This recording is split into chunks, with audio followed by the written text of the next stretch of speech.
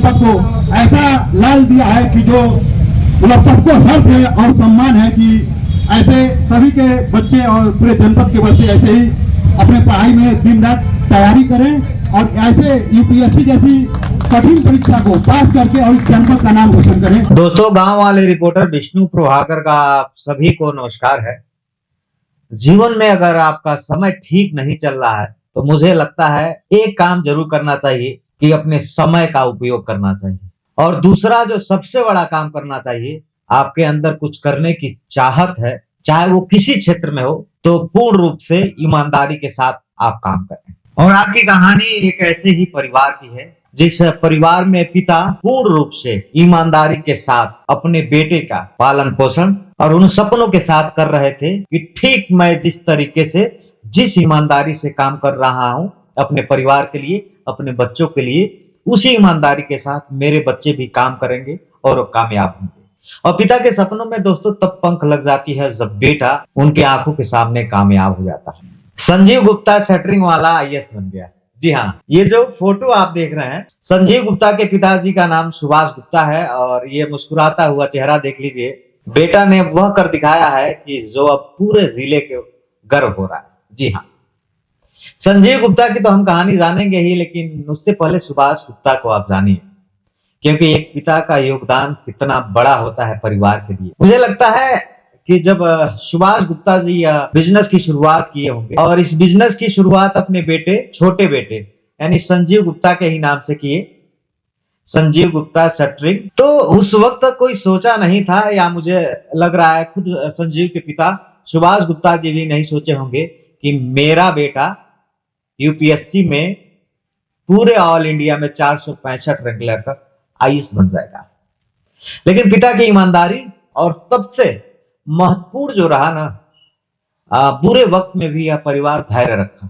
कुशीनगर जिले के पडरौना के रहने वाले सुभाष गुप्ता का बेटा, यानी कि एक शटरिंग वाला का बेटा, अब आईएएस बन गया है। संजीव गुप्ता अपने होम टाउन यानी जिला कुशीनगर पहुंचे हैं और ये भीड़ देखिए, गोरखपुर एयरपोर्ट के सामने लोग फूल मालाओं से बारिश कर रहे हैं। पहले वीडियो देखिए।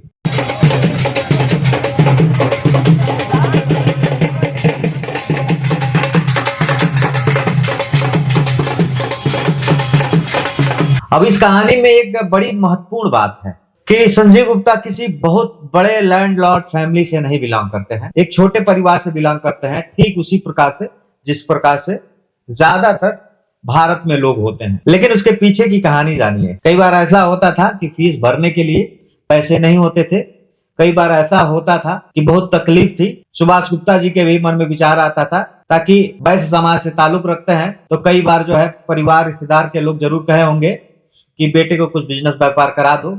लेकिन पिता की लगन, पिता की ललक और बेटे का जज्बा ने इतिहास रच दिया। इंटर तक अपने जिले में पढ़ाई किए संजीव गुप्ता, उसके बाद दिल्ली चले गए और दिल्ली में ही कैंपस सिलेक्शन हो गया। उसके बाद अमेरिका चले गए, कुछ साल तक नौकरी किए। नौकरी करने के बाद लगा यार जीवन में जो मुझे चाहिए वो अभी तक मिला नहीं है। सोचिए कोई एक आम व्यक्ति जिसको अमेरिका में एक बड़ी मल्टीनेशनल कंपनी में जॉब मिल जाए तो उसको लगता है उसका सपना साकार हो गया। लेकिन संजीव को कुछ और करना था। संजीव को लगता था कि कुछ मैं भूल रहा हूं, कुछ किक नहीं मिल रहा है जीवन में जो मैं करने आया हूं। क्योंकि एक मध्यम वर्गीय परिवार से ताल्लुक रखने वाला लड़का, संघर्ष देखा है, पिता को बल्ली उठाते देखा है, पिता को पटरा उठाते देखा है, भाई को शटरिंग ढोते देखा है और खुद शटरिंग की दुकान पे 5 बल्ली गिन के किराए पे कभी देता रहा है। तो उसके जहन में था कि पिता के संघर्षों को एक मुकाम तब मिलेगा जब संजीव गुप्ता को एक नाम मिलेगा। हाँ, मान लिया कि मैं अमेरिका में एक अच्छी कंपनी में हूं, एक अच्छे पैकेज पे हूं, लेकिन यहाँ सिर्फ पैसा ही है, हम समाज को कुछ दे नहीं पा रहे हैं। ये ख्याल संजीव गुप्ता के मन में आती रही और उसके बाद संजीव गुप्ता ने डिसाइड किया अब प्रशासनिक सेवा में मुझे जाना है। और यकीन मानिए, यूपीएससी का रिजल्ट आने के बाद ऑल ओवर इंडिया में 465 रैंक लाकर अब संजीव गुप्ता आईएएस बन गए। उस पिता के लिए कितनी बड़ी बात होगी जिसने दुकान खोला था संजीव गुप्ता शटरिंग वाला। यानी पिता का सपना बहुत बड़ा नहीं था, पिता चाहते थे कि किसी तरह बेटे कामयाब हो गए। लेकिन जब बेटे आपकी उम्मीद से ज्यादा कामयाब हो जाते हैं, तो मुझे लगता है उस पिता के जीवन में उससे ज्यादा खुशी का पल कुछ नहीं होता है। और ये कहानी में सबसे महत्वपूर्ण अंग उनके पिता, उनके भाई रोहित गुप्ता, पूरे परिवार ने संजीव को साथ दिया और सबसे बड़ी बात है ईमानदारी था। तो ये कहानी हम सबको सिखाती है संजीव गुप्ता की कि जीवन में अगर आपका वक्त खराब हो तो सबसे पहला काम आप यह कर लीजिए कि आपके जो बचे हुए वक्त हैं उसको सही काम में लगाइए। तो संजीव गुप्ता की ईमानदारी, परिवार के प्रति कुछ कर गुजरने की चाहत और पिता के दिए हुए संस्कार ने पूरे कुशीनगर के साथ उत्तर प्रदेश में इस परिवार की चर्चा हो रही है। तो आज की ये कहानी आप सबको कैसी लगी कमेंट करके सूचित कीजिएगा। गांव वाले रिपोर्टर विष्णु प्रभाकर का आप सभी को नमस्कार, अपना ख्याल रखिएगा।